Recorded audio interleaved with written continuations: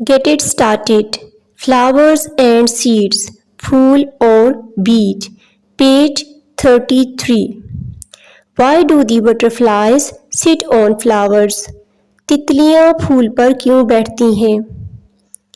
Butterflies are attracted to bright flowers and need to feed on nectar. When they do this, their bodies collect pollen and carry it to other plants. The majority of plants need pollinators like bees and butterflies to reproduce. Okay, and butterflies sit on flowers to suck the nectar of the flowers. इसका मतलब ये है कि तितलियां खुशनुमा फूलों की तरफ मुतवज्जो होती हैं और खुराक के हसूल के लिए नेक्टर पर बैठती हैं। ऐसा करने से इनके जिस्म पर पॉलीग्रेन्स चिपक जाते हैं और दूसरे पौधों तक पहुंचाते हैं। ज़्यादातर पौधे शहद की मक्खियों और तितलियों के ज़रिए पॉलिनेशन से नए पौधे बनाते हैं। तितलियां फूलों पर बैठकर फूलों का नेक्टर चूसती हैं। Next is What will happen if all flowers run out? जी, अगर तमाम फूल खत्म हो जाएं तो क्या होगा? If all flowers run out, then process of reproduction will stop and formation of fruits and seeds will stop. कि अगर तमाम फूल खत्म हो जाए तो नए फूलों के बनने का अमल रुक जाएगा और इससे फल और नए बीज भी बनना रुक जाएंगे। Next is, are new plants grown only by using seeds? क्या नए पौधे सिर्फ बीजों से ही पैदा होते हैं? Answer is no, new plants are not grown only by using seeds. Some plants grow from spores. Spores mean pollen grains. Some plants use a sexual vegetative reproduction, roots, stem, leaves, okay, and grow new plants. जी नहीं, तमाम पौधे सिर्फ बीजों से ही नहीं पैदा होते। कुछ पौधे जो है स्पोर्स यानी पोलन ग्रेन से बनते हैं। कुछ पौधे गैर जिनसी तौलीद में जड़, तना और पत्ते इस्तेमाल करके नए पौधे बनाते हैं। Now move on page 34. Flower. When you go to a garden, the colorful flowers attract your attention. जब आप किसी बाग में जाते हैं तो रंग बिरंगे फूल आपकी तवज्जो अपनी तरफ मबजूल कराते हैं। Have you ever thought what these flowers are for? क्या आपने कभी सोचा है कि ये फूल किस लिए हैं? Apart from pleasing your eyes with their colors, in what other process of nature are they used? अपनी आँखों को उनके रंगों से खुश करने के अलावा वो फितरत के किस दूसरे अमल में इस्तेमाल होते हैं? Let's begin activity 3.1. Take a large flower. Okay? एक बड़ा सा फूल लें, separate its various part with the help of tweezers. कि एक बड़ा सा फूल का हिस्सा लें और इसके मुख्तलिफ हिस्सों को चिमटी की मदद से अलग करें। Keep the identical parts separate and draw their sketches. कि यकसा हिस्सों को अलग रखें और इनके खाके बनाएं। In this way it will be easier for you to understand the structure of a flower. इस तरीके से आप फूल की साख्त को आसानी से समझ जाएंगे। Let's see structure of a flower. A flower is very important and attractive part of a plant. फूल क्या है? पौधे का बहुत ही अहम और पुरकशिश हिस्सा है। In some plants, there is only one flower at a stalk, e.g. rose. कुछ पौधों में एक डंडी पर सिर्फ एक ही फूल होता है, जैसा कि गुलाब में। Some flowers are produced in bunches, e.g. mustard. और कुछ फूल बंचों में पैदा होते हैं, जैसे सरसों का फूल। The stalk of the flower is called pedicel. फूल के डंडे को पेडिसल कहते हैं। Okay, what is pedicel? The stalk of a flower, फूल की डंडी। The flower has 4 parts at the pedicel. ठीक है, उस डंडी से फ्लावर के 4 पार्ट्स है। Let's see, these occur in the form of 4 whorls। यहाँ पे whorls का मतलब है पार्ट्स, हिस्से, ओके, या उनके दायरे। इन 4 पार्ट्स की बात हो रही है कि ये 4 whorls पर मुश्तमिल है। The 4 parts of a flower are sepals, petals, stamens and carpel. 4 parts कौन से हैं फ्लावर के main parts? Sepal, petal, stamen and carpel. These are the 4 parts of a flower which are further divided. Okay, now see in the picture. First one is from the left side. Start from the carpel. Carpel देखें कौन सा part है, इसको point out किया गया है। ये female sexual reproductive part कहलाता है and it consist of stigma, style and ovary. Okay, देखिए इसके फर्दर जो पार्ट्स कौन कौन से हैं कार्पल के? Stigma, style, ovary. सबसे ऊपर देखें जो बॉटल शेप में इसका पार्ट है ये स्टिग्मा है। फिर दरमियान में, जैसे नेक दरमियान में से पतली हो जाती है ना, उसके ऊपर सार होता है, उसके नीचे धड़ होता है, इसी तरह ये जो दरमियान वाला हिस्सा है इसको स्टाइल कहेंगे। और फिर जो लास्ट वाला बिल्कुल एंड पे है बॉटम में, ओवल शेप है ये, तो इसको ओवरी बोलेंगे। फिर नेक्स्ट पार्ट है स्टेमन। राइट साइड पे देखिए, स्टेमन is further divided into 2 parts. Okay, स्टेमन में एंथर है, it consist on anther and filament. Anther देखें, ये जो येलो कलर का पार्ट है, जैसे बीज होता है, जैसे मोती होता है, इस पार्ट को एंथर कहते हैं। और इस पार्ट से नीचे जो ये टहनी सी है बारीक सी, इसको फिलामेंट कहते हैं। Next third part is petal. Petal पत्तियां, ठीक है, फूल की पत्तियां, इनसे तो आप अच्छी तरह से वाकिफ हैं। And fourth part is sepals. Sepals क्या है?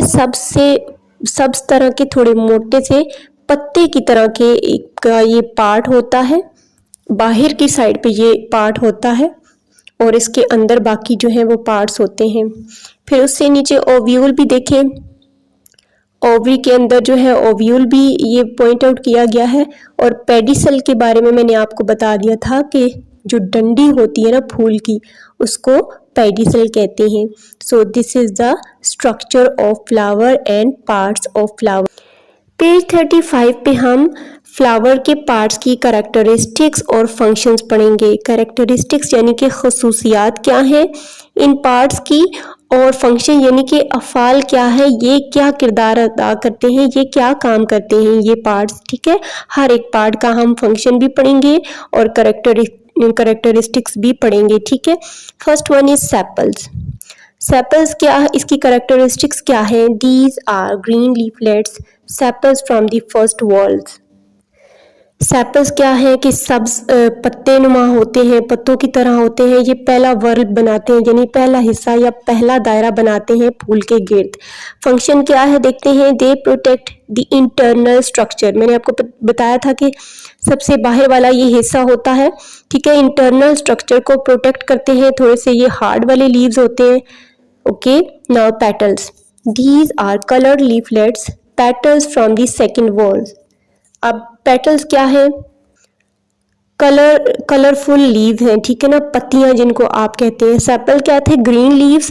और पेटल्स क्या है? कलरफुल, किसी भी कलर में ये पेटल्स होती हैं, फूल जो फूल को बनाती हैं। और ये सेकंड whorl है, ठीक है, यानी कि ये दूसरा दायरा बनाती हैं फूल का। अब इसका फंक्शन क्या है पेटल्स का? They attract insect and birds towards the flower. Petals जो है, रंग बिरंगी पत्तियां जो है, वो हशरात को, कीड़ों मकोड़ों को और परिंदों को अपनी तरफ जो है उनकी तवज्जो जो है अपनी तरफ मबजूल करती हैं, उनको अट्रैक्ट करती हैं। थर्ड पार्ट है हमारे पास stamen. It consist of anther and filament. ठीक है, कैरेक्टरिस्टिक्स क्या है स्टेमन की कि ये एंथर और फिलामेंट पे मुश्तमिल है। And it is the male reproductive part. Function इसका क्या है कि मेल रिप्रोडक्टिव पार्ट है। अब स्टेमन में जो एंथर है हम इसको देखते हैं। एंथर की कैरेक्टरिस्टिक्स क्या है? इट इज राउंड और ओवल सैक शेप्ड स्ट्रक्चर। जी, ये गोल और सैक शेप्ड यानी कि थैले की तरह, बोरी की तरह का शेप का ये हिस्सा है, which is usually yellow in colour. ठीक है, जो मोस्टली येलो कलर में होता है। इसका फंक्शन क्या है? Here pollen grains are formed. इसमें पोलन ग्रेन्स जो है वो बनते हैं। अगर आप इसको थोड़ा सा खोलें ना तो इसमें छोटे छोटे बीज से होते हैं, कभी आप नोट करें। Next is filament. It is long stock shaped structure. Stock मैंने आपको बताया था डंडी को कहते हैं। एक लंबी सी डंडी होती है, डंडी नुमा का इसका स्ट्रक्चर होता है। और इसका फंक्शन क्या है? ये काम क्या करता है फूल में? It gives support to the anther. ये एंथर को सपोर्ट करता है। देखिए एंथर फिलामेंट के ऊपर ही है। फूल को आप देखें ना, फूल की पिक्चर को भी सामने रखें तो एंथर क्या है, फिलामेंट क्या है कि ये एंथर को सपोर्ट करता है। फिलामेंट के ऊपर ही एंथर होता है, फिलामेंट की डंडी के ऊपर एंथर होता है। फोर्थ पार्ट है हमारा कार्पल। ठीक है, कार्पल का मैंने आपको बताया था कि it consist on 3 parts. 3 parts पे ये है मुश्तमिल। कौन कौन से हैं? स्टिग्मा है, स्टाइल है, ओवरी है। फंक्शन क्या है कार्पल का? It is the female sexual reproductive part. Male कौन सा पार्ट था? हमने किसके बारे में पढ़ा कि वो मेल रिप्रोडक्टिव पार्ट है? स्टेमन के बारे में। और कार्पल क्या है? फीमेल सेक्सुअल रिप्रोडक्टिव पार्ट है ये। इसमें जो स्टिग्मा है ये क्या है? बोतल शेप पार्ट ऑफ कार्पल है। ठीक है ना, ये कार्पल का एक बोतल नुमा का हिस्सा होता है। ये देखें बीच में ये जो सब्ज रंग की बोतल सी बनी हुई है आपको, या ग्लास, इस स्टाइल में ग्लास भी आप देखते हैं, कांच के ग्लास भी होते हैं। तो ये क्या है? ये स्टिग्मा है। अब इसका फंक्शन क्या है? Pollen grains adhere to it and germinate to form the pollen tube. इस पे क्या होते हैं? पोलन ग्रेन्स जो है वो चिपके होते हैं। जर्मिनेट का मतलब है टू ग्रो, और उगते हैं to form the pollen tube, pollen tube को फॉर्म में लाने के लिए। Next is style. It is neck shaped part of the carpel which is below the stigma. ठीक है, स्टिग्मा से नीचे जो दरमियान वाला, ओवरी और स्टिग्मा के दरमियान जो पार्ट है इसको स्टाइल कहते हैं। गर्दन की शेप का ये पार्ट होता है। इसका फंक्शन देखते हैं क्या? The pollen tube passes through the style.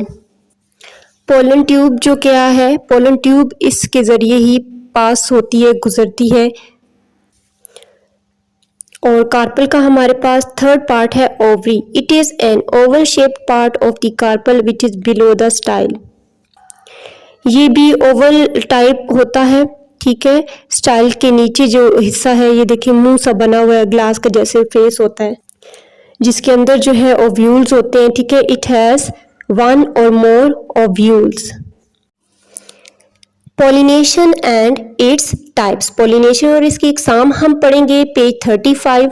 There are many pollen grains in the anther. Anther में बहुत से पोलन ग्रेन्स होते हैं। They are male sex cells in each pollen grains. हर पोलन ग्रेन में मेल सेक्स सेल्स होते हैं। During reproduction के दौरान pollen grains are transferred from the anther of flower to stigma. Reproduction के दौरान जब पोलन ग्रेन्स एंथर से स्टिग्मा में ट्रांसफर होते हैं तो this process is called pollination. इसको पॉलिनेशन कहते हैं। पॉलिनेशन क्या है? पॉलिनेशन की डेफिनेशन क्या है? During reproduction pollen grains are transferred from the anther of a flower to the stigma. ठीक है, कि रिप्रोडक्शन के दौरान जब पोलन ग्रेन्स एंथर से स्टिग्मा में ट्रांसफर होते हैं तो इस ट्रांसफर होने के प्रोसेस को पॉलिनेशन कहते हैं। There are 2 types of pollination, self pollination and cross pollination. ठीक है, ये 2 तरह की पॉलिनेशन है जिसको हम अब डिटेल से पढ़ेंगे। Move on page 36। Self pollination. If pollen grains are transferred from the anther of a flower to the stigma of the same flower, bracket में A है, और the stigma of other flower of the same plant, bracket में B, it is called self-pollination. It takes place in pea, cotton and tomato, etc. अब मैं इसको उर्दू में explain करूंगी, आप पिक्चर को जरा ध्यान से देखें। पिक्चर में क्या है, दो प्लांट्स हैं हमारे पास, ठीक है, दो प्लांट्स हैं। अब पहले वाले प्लांट में देखें ए और बी मेंशन है, फिर दूसरे वाले प्लांट में सी मेंशन है, दोनों एक ही तरह के प्लांट्स हैं। ठीक हो गया। दोनों प्लांट्स में देखिए आगे दो दो फूल हैं, ठीक है, दो दो उसकी स्टॉक्स हैं और दो दो ही उसके ऊपर फूल लगे हुए हैं। अब ये जो आपने सेल्फ पॉलिनेशन का ये आपने पैराग्राफ पढ़ा है, इसमें if pollen grains are transferred from the anther of a flower to the stigma of the same flower, कह रहे हैं कि अगर पोलन ग्रेन्स एंथर से स्टिग्मा में ट्रांसफर होते हैं उसी फूल के, ये देखें जो आपका पार्ट ए जहां पे लिखा हुआ है ना फूल के ऊपर, पिक्चर में देखें ए को देखें, एंथर से पॉइंट आउट किया गया और एरो किस पे जा रहा है, स्टिग्मा पे जा रहा है। ठीक है, तो कह रहे हैं कि अगर एंथर से स्टिग्मा में पोलन ग्रेन्स ट्रांसफर होते हैं, पिक्चर को गौर से देखें, एंथर से स्टिग्मा में ट्रांसफर हो रहे हैं, एरो देखें कहाँ पे जा रहा है, अगर एंथर से स्टिग्मा में ट्रांसफर होते हैं, ठीक है, इसलिए साथ ब्रैकेट में ए लिखा है कि ए को आप गौर से देखें, फूल एक ही है, ठीक है, फूल एक ही है, उसके एंथर पार्ट से स्टिग्मा में एंटर हो रहे हैं और फिर लिखा हुआ है या to the stigma of other flower of the same plant, या फिर स्टिग्मा से एंथर से स्टिग्मा में ट्रांसफर होते हैं, ठीक है ना, दूसरे फूल पे, पौधा एक ही है लेकिन फूल दूसरा है। पहले में तो ए में देखे ना एक ही फूल है तो एंथर से स्टिग्मा में ट्रांसफर हो रहे हैं, फिर उन्होंने कहा है या फिर एंथर से दूसरे फूल के स्टिग्मा में अगर एंटर होते हैं, जैसा कि बी में आप देख रहे हैं, it is called self pollination, इसको सेल्फ पॉलिनेशन कहते हैं। दोबारा से मैं उर्दू में एक्सप्लेन कर देती हूँ सेल्फ पॉलिनेशन क्या है, कि अगर पोलन ग्रेन्स जो हैं, ठीक है ना, फूल में पोलन ग्रेन्स एंथर से स्टिग्मा में एंटर होते हैं, उसी फूल के एंथर से स्टिग्मा में मुंतकिल होते हैं, या फिर एंथर से दूसरे फूल के स्टिग्मा में एंटर होते हैं, तो इसको सेल्फ पॉलिनेशन कहते हैं। ठीक है, और ये पी, कॉटन और टोमेटो एग्जांपल दी गई है कि इनमें सेल्फ पॉलिनेशन होती है इनके प्लांट्स में। अब हम पढ़ेंगे क्रॉस पॉलिनेशन। क्रॉस पॉलिनेशन क्या है? If pollen grains are transferred from the flower of one plant to the stigma of the flower C of another plant of the same type, it is called cross pollination. It takes place in maize, papaya and rose etc. अब cross pollination में ये क्या बता रहे हैं कि cross pollination किसको कहते हैं, कि अगर एक पौधे के फूल से दूसरे पौधे के फूल के स्टिग्मा में अगर हमारे पोलन ग्रेन्स ट्रांसफर हो रहे हैं, ठीक है, क्या है कि अगर पोलन ग्रेन्स एक पौधे के फूल से दूसरे पौधे के फूल के स्टिग्मा में ट्रांसफर हो रहे हैं, पौधों की टाइप एक ही होनी चाहिए। ठीक है, अगर मेज का पौधा है तो मेज, दूसरा पौधा भी मेज का होना चाहिए, ठीक है, मेज का ही होगा, तो इसको कहते हैं क्रॉस पॉलिनेशन। ठीक है, सेल्फ पॉलिनेशन में क्या था कि पौधा एक ही था, फूल अलग थे, लेकिन क्रॉस पॉलिनेशन में देखें अलग अलग पौधे हैं, ठीक है ना, एक पौधे से दूसरे पौधे के स्टिग्मा में अगर पोलन ग्रेन्स ट्रांसफर होते हैं, लेकिन पौधे अलग हैं लेकिन पौधों की टाइप एक होनी चाहिए। ऐसा नहीं है कि एक रोज हो जाए दूसरा मेज हो जाए, ऐसा नहीं होगा। ठीक है, डिफरेंस दोनों में समझ आ गया। अब है point two ponder, why is cross pollination must for papaya plant. ठीक है, पपीता के पौधे के लिए क्रॉस पॉलिनेशन क्यों जरूरी है? अभी आपने एग्जांपल में पढ़ा ना कि मेज, पपाया एंड रोज में क्रॉस पॉलिनेशन होती है। Its answer is cross pollination is must for papaya plants for getting the different varieties, taste and formation of new plants, के मुख्तलिफ किस्म के जायकों के हसूल और नए पौधों के बनने के लिए पपीता के पौधों की क्रॉस पॉलिनेशन लाजमी है।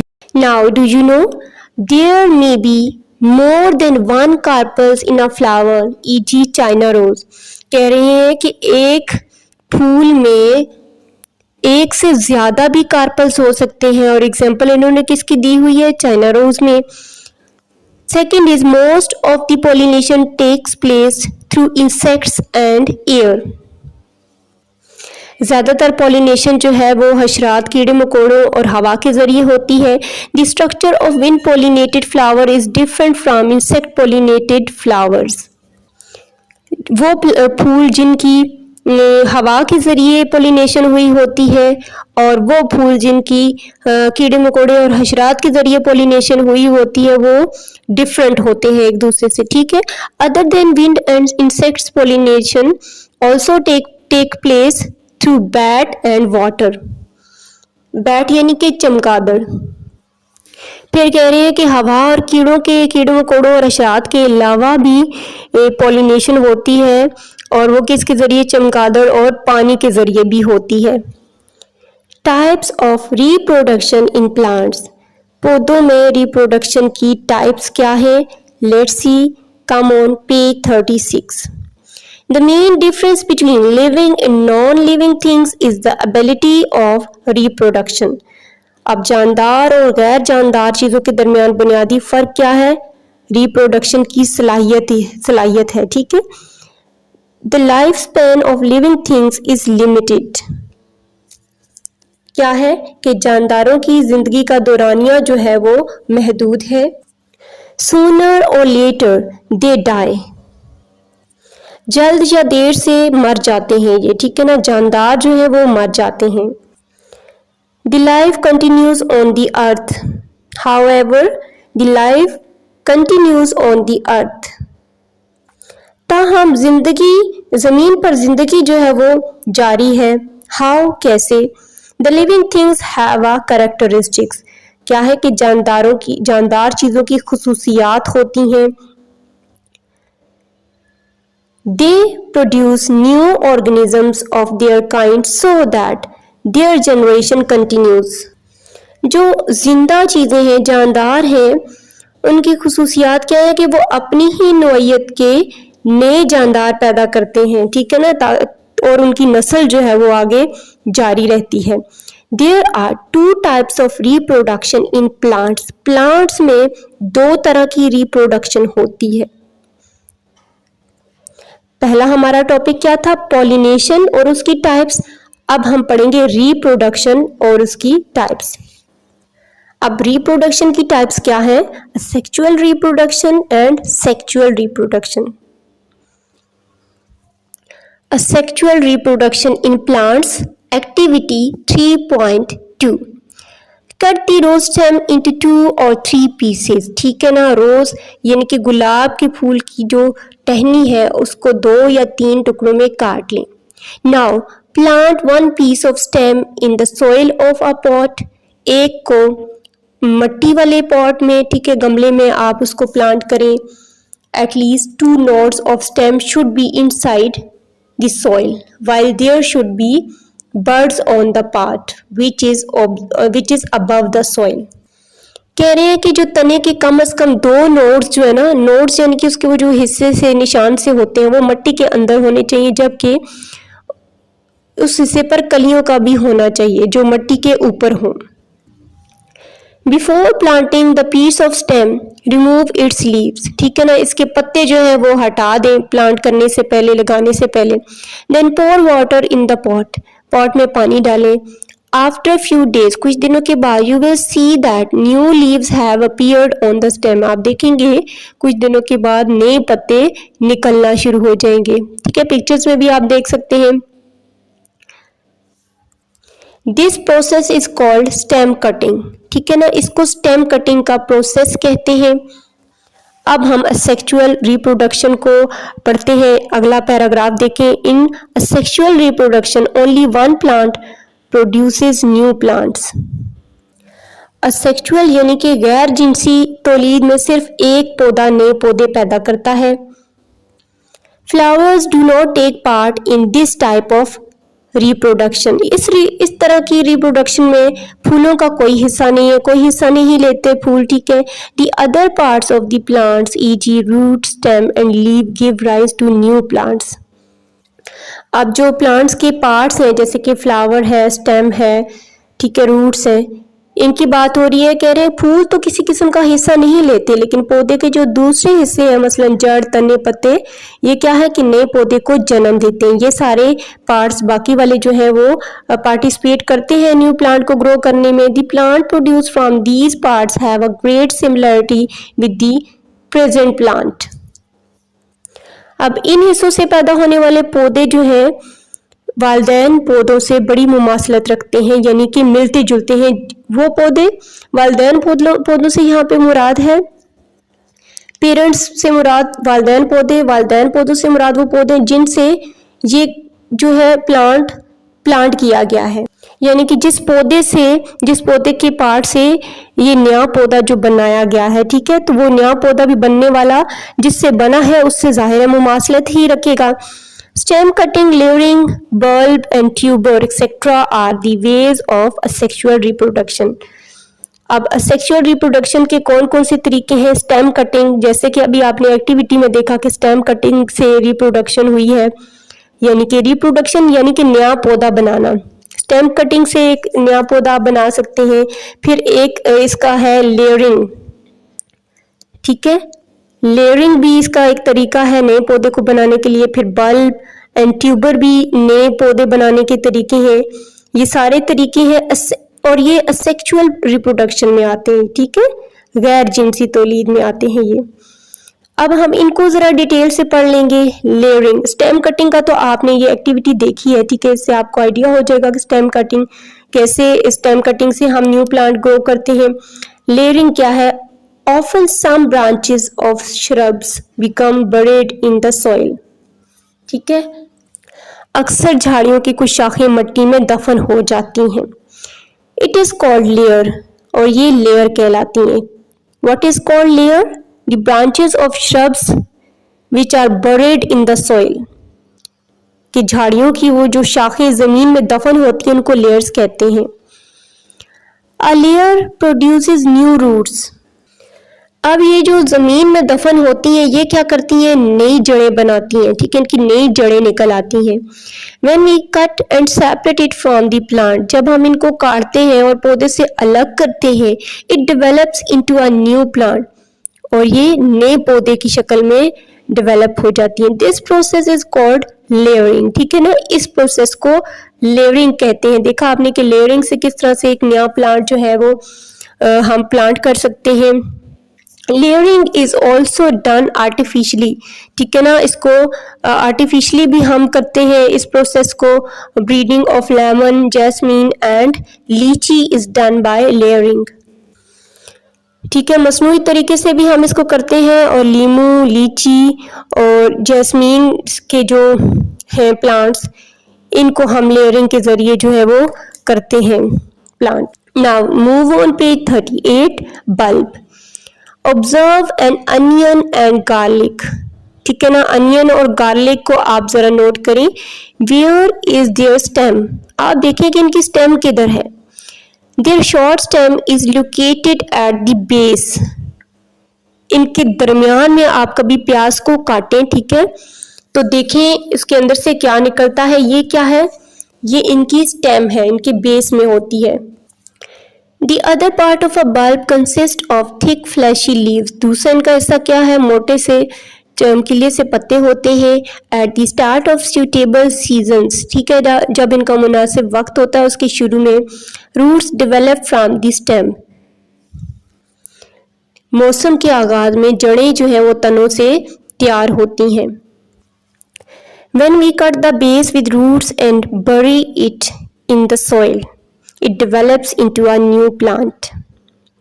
जब हम बुनियाद को जड़ों से काटते हैं, ठीक है, और इसे मिट्टी में दफन करते हैं तो ये एक नए पौधे की शक्ल इख्तियार कर लेता है। ये बल्ब का वे है, इस तरह से भी हम रिप्रोडक्शन कर सकते हैं प्लांट्स की। अब है tuber. It is the underground thick stem of plant. It's example is potato. It has eyes on it which are actually buds. अब ट्यूबर में क्या है? ये पौधे का जेर जमीन मोटा तना है, जमीन के नीचे, ठीक है, मोटा तना होता है। इसकी मिसाल क्या है? आलू, और इस पर आंखें हैं जो दरअसल कली हैं, इसकी बर्ड्स हैं, ठीक है। When the pieces of potato having eyes are buried in the ground, new plants develops from them. अब आप देखें पिक्चर में, देखें ना इसकी ये आईज, जो इसकी जड़ें सी भी आप कह सकते हैं जो निकल रही हैं, ठीक है। जब इस तरह के पोटैटोज हों तो इनको हम ग्राउंड में यानी कि ज़मीन में दफनाते हैं तो ये नए पौधे फिर उगाता है, ये ट्यूबर कहलाता है, ठीक है। अब हम दूसरी रिप्रोडक्शन पढ़ेंगे, टाइप पढ़ेंगे रिप्रोडक्शन की, जो कि है sexual reproduction in plants. In flowering plants sexual reproduction take place through flowers, ठीक है। फ्लावरिंग प्लांट्स में ये कह रहे हैं कि सेक्सुअल रिप्रोडक्शन होती है। As a result of pollination, pollination के नतीजे के तौर पर the pollen grain reaches stigma, ठीक है। पोलन ग्रेन्स स्टिग्मा तक पहुंचते हैं। Here it germinate and form a thin tube in the style called pollen tube. यहाँ पे क्या है कि स्टाइल में एक पतली सी ट्यूब ये बनाते हैं जिसको पोलन ट्यूब कहते हैं। After passing through the style pollen tube reaches the ovary, ठीक है। स्टाइल से गुजरने के बाद पोलन ट्यूब जो है वो then it enters the ovule, फिर ये ओव्यूल में दाखिल हो जाते हैं। Male gametes are form in the pollen tube and female gametes are form in the ovule. Male gametes जो है पोलन ट्यूब में फॉर्म बनते हैं, जबकि फीमेल गेमेट्स जो है वो ओव्यूल में बनते हैं। The male and female gametes fuse to form a zygote, ये दोनों मिलकर फिर क्या बनाते हैं, जाइगोट बनाते हैं। The zygote divides many times to form the embryo, और जाइगोट जो है बहुत दफा तकसीम होता है एम्ब्रियो बनाने के लिए, यानी कि जीन्स बनाने के लिए। Then the ovule become seed and ovary ripens to form the fruit. फिर क्या होता है कि ओव्यूल जो है वो बीज बन जाता है और ओवरी जो है वो फ्रूट बनाती है, यानी कि फ्रूट को पकाती है। अब हम इन दोनों का डिफरेंस देखेंगे। Sexual reproduction it involves two parents. Sexual reproduction में आप कह सकते हैं कि दो पेरेंट्स, इसके दो वालिदैन होते हैं, जबकि असेक्सुअल में it involves one parent, okay. अब सेक्सुअल में क्या है, male and female gametes fuse to form a new plants, इसमें मेल और फीमेल दोनों मिलकर जो है वो न्यू प्लांट बनाते हैं। और असेक्सुअल में क्या है, there is no fusion of male and female gametes, इसमें ऐसा कुछ नहीं है कि मेल और फीमेल दोनों मिलकर कुछ बनाएं, ठीक है। नाउ सेक्सुअल रिप्रोडक्शन में क्या है कि new plants do not completely resemble their parents, कि अपने वालिदैन से ये मुकम्मल तौर पर मुमासलत नहीं रखते। जबकि सेक्सुअल में हमने क्या पढ़ा था, new plants completely resemble their parents, कि नए पौधे जो है जिन पौधों से बने होते हैं उनसे मुकम्मल मुमासलत रखते हैं। सेक्सुअल रिप्रोडक्शन में क्या है, it is a slow process, ये आहिस्ता से ये सारा अमल होता है सेक्सुअल रिप्रोडक्शन का, जबकि सेक्सुअल रिप्रोडक्शन का जो अमल है वो क्विकली होता है। तो स्टूडेंट्स, ये था हमारा आज का लेसन जिसमें हमने फ्लावर के बारे में पढ़ा, फिर फ्लावर का स्ट्रक्चर हमने डिस्कस किया, उसके प्लांट्स की कैरेक्टरिस्टिक्स और उनका फंक्शन हमने पढ़ा, फिर हमने पॉलिनेशन पढ़ा कि पॉलिनेशन क्या है, इसकी टाइप्स कौन सी हैं, और उसके बाद अभी लास्ट में हमने पढ़ा रिप्रोडक्शन इन प्लांट्स की कौन सी टाइप्स हैं और उनको हमने डिटेल से पढ़ा। इंशाल्लाह नेक्स्ट वीडियो में हम सीड और उसके स्ट्रक्चर को और उससे नेक्स्ट के जितने भी पेजेस और उस पर एक्टिविटीज़ हैं उनको मैं एक्सप्लेन करूँगी, और इसकी एक्सरसाइज की वीडियो भी कंप्लीट हो चुकी है, वो भी आप लिंक जो है वो हासिल कर सकते हैं डिस्क्रिप्शन बॉक्स से।